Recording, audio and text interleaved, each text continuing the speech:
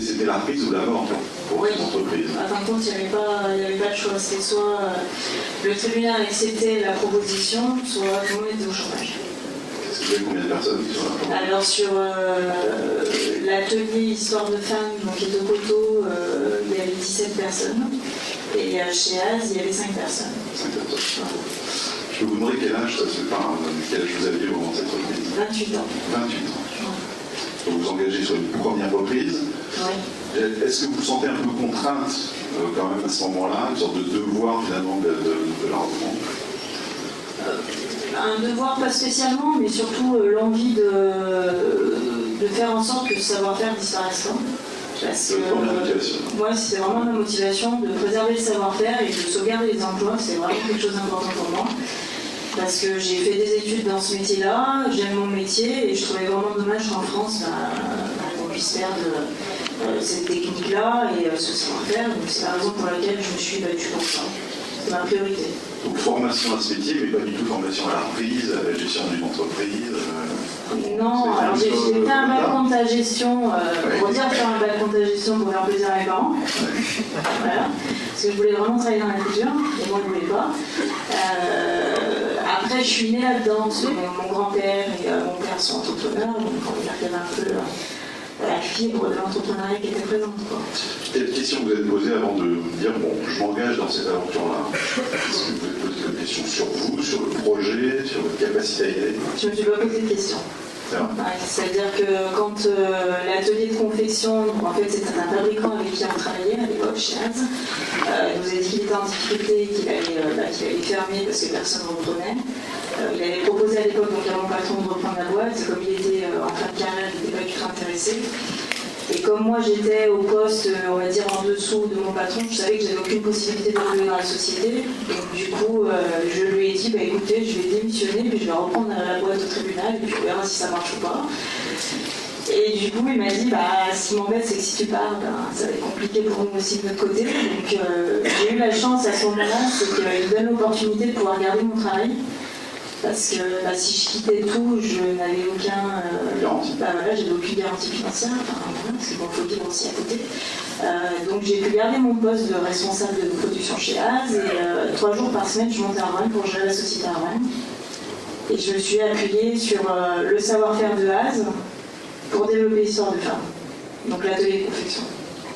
Le plus bon coup, si je puis dire, c'est quand Az est passé en liquidation judiciaire. Oui, c'est une surprise. Tout à fait. Ouais. Donc, en juillet 2013, j'ai repris l'histoire de femmes, donc l'atelier de confection. Pendant 6 mois, j'ai travaillé à fond à démarcher les clients de Az pour apporter du business à l'histoire de femmes. Ça a vraiment fonctionné parce que j'ai eu la chance qu'ils soient présents et qu'ils avaient vraiment cette valeur du Made in France qui était là.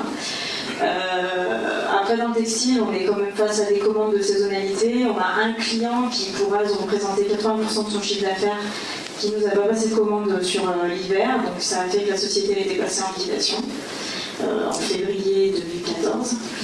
Et ça a été assez rapide, parce qu'en 1 semaine et demie, on est passé au tribunal. Et vous avez monté le dossier en 1 semaine? Le liquidateur a dit c'est simple, c'est soit vous trouvez quelqu'un pour reprendre la boîte, soit la boîte ferme. Et moi je leur ai dit non, c'est pas possible. Oui, parce que l'histoire de femmes d'atelier dépendait de... Voilà, tout à fait. Donc il y avait vraiment une synergie entre les deux sociétés. Il m'a dit vous avez 1 semaine pour monter un dossier. Donc ça c'est pareil, vous n'avez pas eu le temps de poser de questions. Je n'ai pas réfléchi, j'avais appelé l'avocat, l'expert comptable, en leur disant 1 semaine pour monter un dossier. J'avais la chance que l'argent que j'avais mis dans l'histoire de femmes, j'ai pu la récupérer en 6 mois. Parce qu'elle est dans le Tout à fait, et en fait je l'ai réinjecté dans Az, et j'y suis allée au culot au tribunal en leur disant voilà, moi j'ai cette somme d'argent, c'est soit vous acceptez, soit vous mettez 5 plus 17 personnes au chômage, parce que finalement ça va entraîner l'autre entreprise en même temps. Et du coup ça a été assez rapidement validé, et puis... Vous avez une dépôt de données personnelles aussi? Ouais.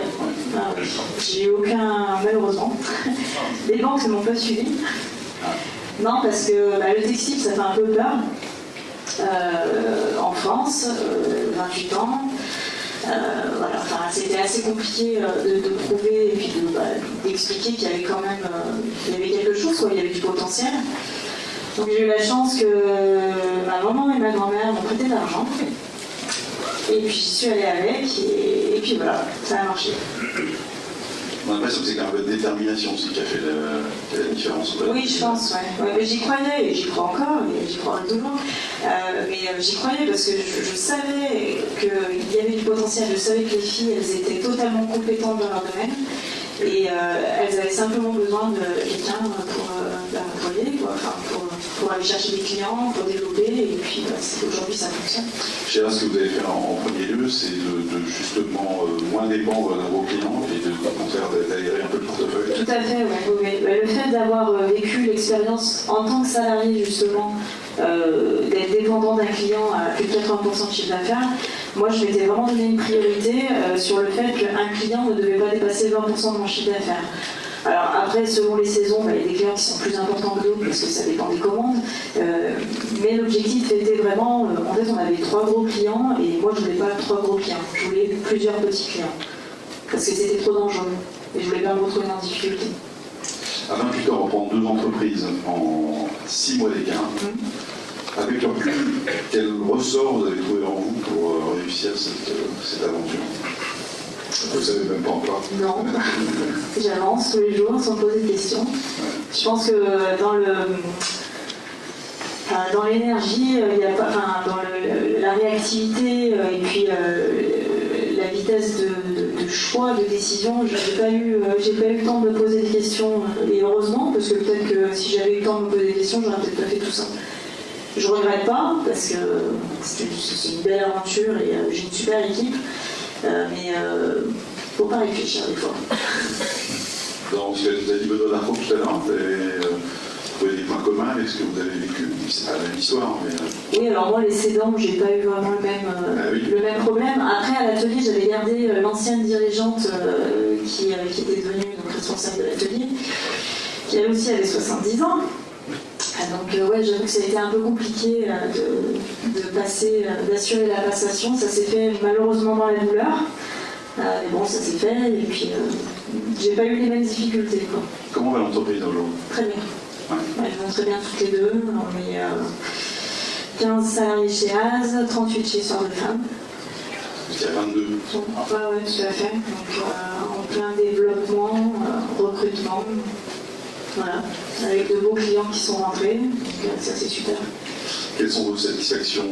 Je disais tout à l'heure que effectivement les difficultés qu'on a pu connaître avant sont peut-être effacées aussi par les satisfactions personnelles et professionnelles qu'on retire de ce que vous vivez aujourd'hui. C'est le cas? Quelles sont-elles? Déjà je suis contente, c'est que je sais que j'ai vraiment une équipe sur qui compter et ça c'est hyper important. Je pense que quand on reprend une entreprise, surtout en difficulté, c'est vraiment important d'avoir une équipe qui vous suit. Et satisfaction personnelle, je fais ce que j'aime. Ça, je crois que c'est ce qui est mieux. Vous m'avez raconté quand on s'est parlé que vous avez une enfant, c'est ça? Oui. C'est une de vos employés qui est venue vous voir? Oui, si vous voulez, je peux vous lire la lettre. Si vous avez 30 secondes. Si vous l'avez, allez-y. Ça, je pense que c'est une belle satisfaction. C'est ce vous qui m'a fait... on va comprendre assez vite de quoi. Ouais, c'est ce qui m'a fait comprendre pourquoi je faisais ça. Alors, je vais vous la lire. Donc en fait, c'est juste après Noël. J'ai 2 petits garçons qui sont venus, des petits jumeaux d'une dizaine d'années, qui sont venus dans mon bureau un soir, qui m'ont tapé à la porte et qui m'ont dit « C'est toi Marine ?» Alors je leur ai dit « Oui, je sais pas pourquoi vous êtes là. » Bon, on a une lettre à te donner.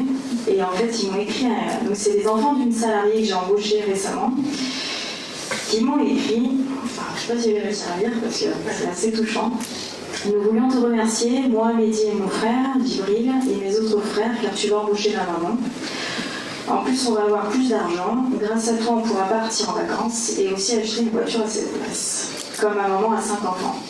Comme on a beaucoup galéré avant, on est allé au Resto du Cœur pour manger et on demandait de l'argent à nos voisins pour vivre. Et je me rappelle aussi vaguement, on avait perdu la maison, on était à la rue comme des mendiants. Alors je te fais ce cadeau, moi et mes frères, à toi, Valérie, Amélie, donc c'est les personnes avec qui je travaille, car tu as sauvé notre famille. Merci encore. Donc j'avoue que c'est peut-être... cette lettre a fait que je me suis dit, bah voilà, aujourd'hui je le fais et je sais pourquoi je le fais.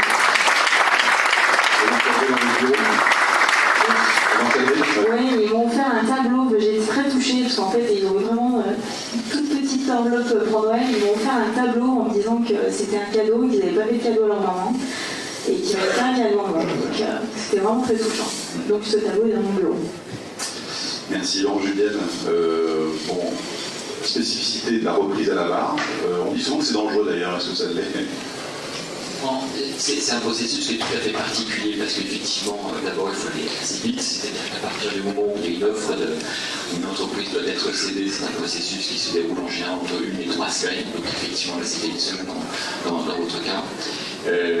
On n'a affaire pas à un cédant mais à des organes de la procédure, et l'organe pivot c'est l'administrateur judiciaire, dont l'objectif va être de s'assurer que l'offre répond à un certain nombre de critères qui sera mise aux côtés d'autres offres, mise en concurrence, et parmi les critères les plus importants, notamment, ça sort parfaitement bien de ce que vous indiquez, ça va être le nombre d'emplois qui vont être préservés, voire même des promesses d'embauche. Et plus important encore, si c'est possible, puisqu'on a affaire à un tribunal de commerce avec un ancrage local, c'est les promesses d'embauche locales.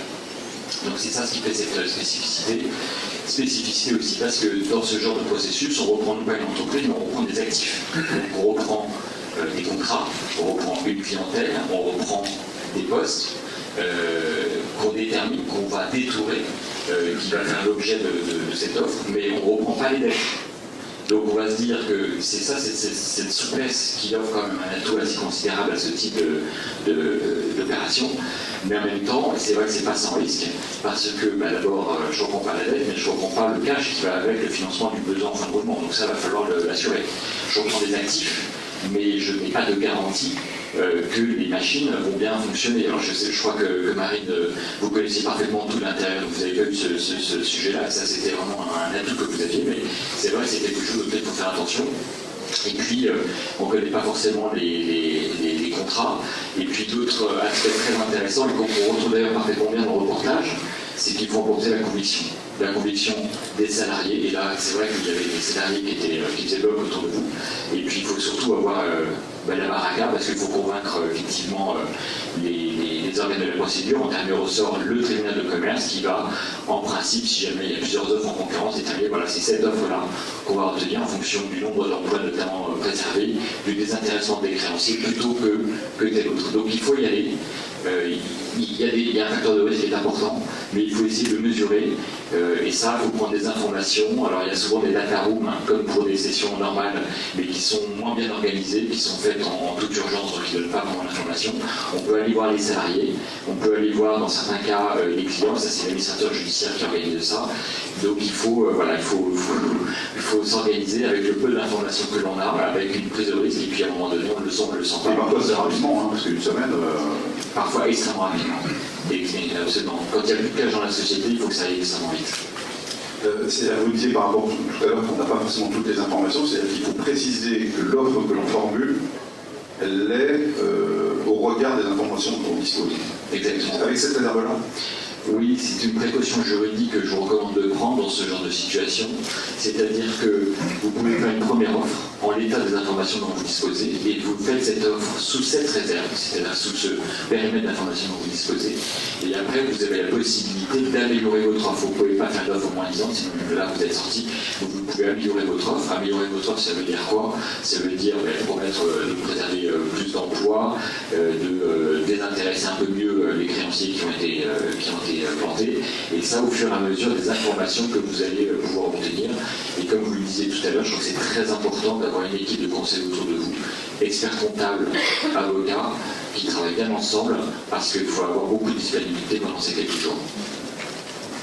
Quelque chose à rajouter sur ce que vous avez vécu, est-ce que nos droits concurrents, vous y retrouvez? Si vous un peu plus ce que j'ai expliqué, surtout quand on fait une reprise au tribunal, ce qui est important, c'est vraiment d'être accompagné d'un avocat. Voilà. Parce que moi, en première audience, on était avec l'expert comptable, on s'est fait jeter. Ah oui. Ouais. Et l'avocat était là à la deuxième audience, et là, ils nous ont écoutés. Merci beaucoup, vous applaudissez Marie pour votre témoignage. Merci.